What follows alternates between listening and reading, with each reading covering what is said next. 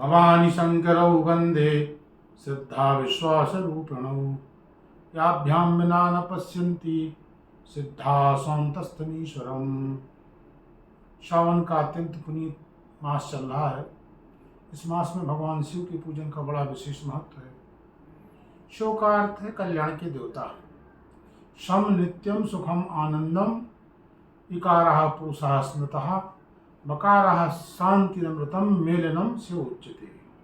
शम नित्यम सुखम आनंदम, शिव का मतलब है जो शिव में सकार है वो नित्य सुख की वाची है। आनंद भूमा नित्य सुख जो है, और जो बकार है इकार जो है वो पुरुष है, और वकार शक्ति है, पराम्बा भगवती पार्वती है।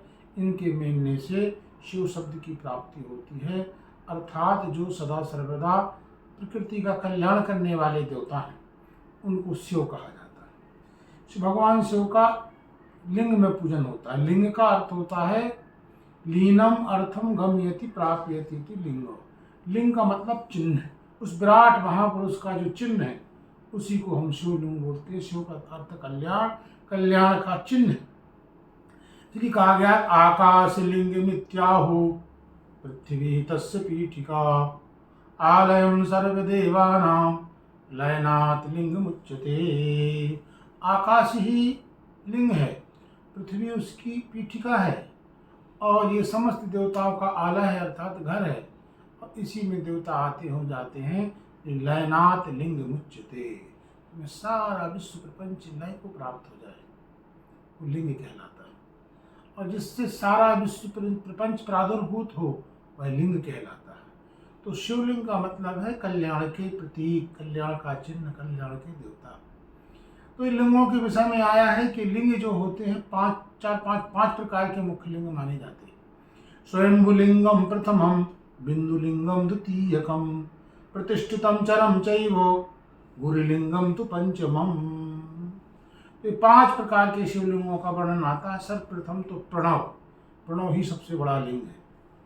तो प्रणव लिंग जो होते हैं वो 2 प्रकार के होते हैं। एक सूक्ष्म प्रणव लिंग होता है और एक स्थूल प्रणव लिंग कहलाता है। जो सूक्ष्म प्रणव लिंग कहलाता है वो ओमकार है।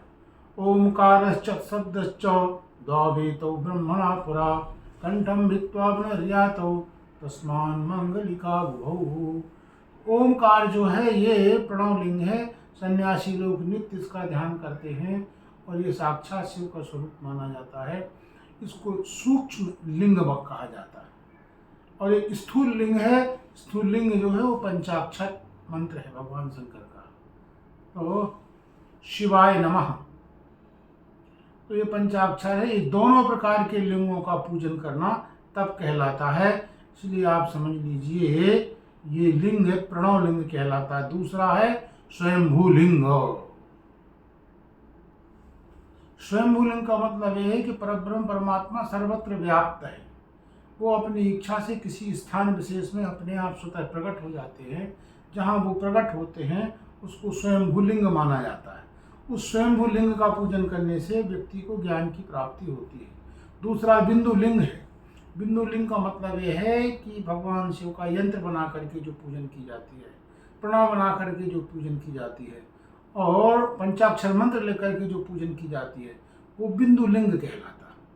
ये बिंदु लिंग 2 प्रकार के होते हैं। एक जंगम बिंदु लिंग होता है और एक स्थावर बिंदु लिंग कहलाता है। तो जंगम का और स्थावर का पूजन किया जाता है। एक को ले जा सकते हैं, एक को स्थान विशेष में रख कर के पूजन करते हैं।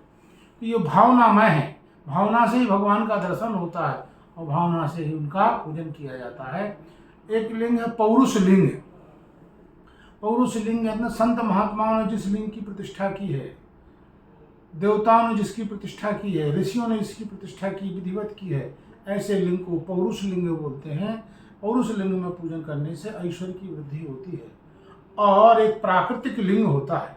राजा महाराजा बड़ा सुंदर शिवलिंग बनवाते हैं और बना करके वहाँ भगवान शिव की स्थापना करवाते हैं। तो उनके द्वारा निर्माण किया गया, शिल्पी के द्वारा बनाया गया जो लिंग होता है ये प्राकृतिक लिंग होता है। प्राकृतिक लिंग के पूजन करने से भी धन और ऐश्वर्य की वृद्धि होती है। आध्यात्मिक लिंग ही चरलिंग कहलाता है। कटी का भगवान का स्मरण कीजिए, हृदय का स्मरण कीजिए, मस्तक का हरण कीजिए तो वो आध्यात्मिक लिंग हो जाता है। ये चरलिंग कहलाता है। पर्वत वृक्ष चरलिंग है और पृथ्वी गुल्म जो है प्राकृतिक लिंग है। पर्वत वृक्ष पौरुष लिंग है और प्रकृति और गुल्म लता आदि प्राकृतिक लिंग है। चरलिंग जो होता है रसलिंग कहलाता है। चरलिंग में ब्राह्मणों को पूजन करना चाहिए, उसकी पूजन से उनको समस्त कामनाओं की पूर्ति हो जाती है। और दूसरा बाणलिंग है जो नर्मदा जी के द्वारा जो बनाया जाता है और कहते हैं वो बाणलिंग कहलाता है। मध्य प्रदेश में एक स्थान जबलपुर है, उस जबलपुर स्थान में बाण कुंड है। बाणासुर ने जहाँ भगवान शिव का पूजन किया था उस कुंड में एक डुबकी लगा करके जो लिंग निकाला जाता है वो बाणलिंग कहलाता है। बाणलिंग का पूजन क्षत्रियों को करना चाहिए। तीसरा सुवर्णलिंग है, सुवर्णलिंग का पूजन वैश्यों को करना चाहिए धन की प्राप्ति के लिए।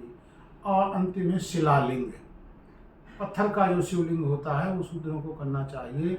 और महाराज स्फटिक लिंग जो होता है वो सबका कल्याण करने वाला है। माताओं बहनों को स्फटिक शिवलिंग पर पूजन करना चाहिए। शुद्धम स्फटिकम लिंगम तु स्त्रीणाम तत्सर्वभोगदम। स्फटिक का जो शिवलिंग है उसमें सभी लोग पूजन कर सकते हैं, सबको पूजन का अधिकार है। विशेषकर माताओं बहनों को स्फटिक शिवलिंग का पूजन करना चाहिए। गुरुलिंगम तो पंचमम, गुरुलिंग को पांचवा लिंग कहा जाता है, इसलिए गुरु का शरीर ही शिवलिंग कहलाता है। गुरु के पूजन करने से शिव के पूजन का फल प्राप्त होता है। तस्मात् गुरु शरीरम तु गुरुलिंगम भवेत् बुधा, गुरुलिंग से पूजा तु गुरु शुश्रूषणम भवे। अतः बुद्धिमान शिष्य को अपने गुरु की विधिवत पूजन करना चाहिए। तो गुरु का शरीर ही गुरुलिंग कहलाता है। गुरु की सेवा शुश्रूषा के द्वारा ही आप समझ लीजिए शिवलिंग की पूजन का फल प्राप्त हो जाता है। शरीर से, मन से, वाणी से, सर्वथा भावेन, ज्ञान और अज्ञान से सदा सर्वदा अपने गुरु का पूजन करेगा तो निश्चित ही उसको शिव के पूजन करने का फल प्राप्त हो जाता है। इसलिए गुरु जो होता है शिष्य का जनक होता है। जाता पुत्रो मंत्र पुत्र पितरम पूजयेत गुरुम निमज्जयति पुत्रम चै वही संसारे जनकः पिता। गुरु जो है आध्यात्मिक दृष्टि से उसका उद्धार कर देता है और इसलिए उसको जनक की संज्ञा भी दी जाती है। जो सामान्य पिता होता है वो तो संसार का शिक्षा तो दे देता है किंतु संसार से मुक्त होने की शिक्षा नहीं दे पाता है, किंतु गुरु तो संसार की शिक्षा भी देता है और मुक्त भी कर देता है। गिरति अविद्यांधकारम इति गुरु, जो गुरु अविद्या रूपी अंधकार से निवृत्त कर दे वही गुरु जीव का कल्याण करता है। वो शिव के स्वरूप में ही माना जाता है। इसलिए गुरु पूजा स्यात् शिवस्य परमात्मनः, गुरु सेवात्म्य सर्वम आत्मशुद्धीकरी भवे। गुरु की सेवा ही शिव की पूजा है। इसलिए विधिवत गुरु की पूजन करने से शिवलिंग के पूजन का फल साधक को, शिव भक्त को प्राप्त हो जाता है। तो गुरु का मतलब है गुणान रुंधति प्रोक्तो गुरु शब्द से विग्रह गुणातीतः परशिवो गुरु रूपम समासिता। गुणान रुंध, तीन गुण जो होते हैं ये तीन गुणों से व्यक्ति बन जाता है सतरजतम। तो गुरु की यदि कृपा हो जाए शिष्य पर तो वो तीन गुणों से मुक्त हो जाता है। न उसको सतगुण बांध सकता है, न रजगुण बांध सकता और न तम बांध सकता है। तो जो बांधने का काम करते हैं इन गुणों से वो मुक्त करने का सामर्थ्य गुरु महाराज में। गुणातीता परशिवो गुरु रूपम समासिता, तो वही गुणातीत जो गुणों से परे है वही शिव गुरु के रूप में हमारे सामने आता है। गुणत्रयम विपोहयाग्रे शिवम बोधयति सह विश्वस्तानां दुशिष्याणां गुरुरित्यो विधीयते। गुणत्रयम विपोहति, तो तीनों गुणों से अपने शिष्य को मुक्त कर दे। शिवम बोधयति आशा, और शिव का जो ज्ञान करा दे विश्वस्त शिष्यों पर वह गुरु शब्द वाच्य कहलाता है। इसलिए गुरु का पूजन ही शिव का पूजन माना जाता है।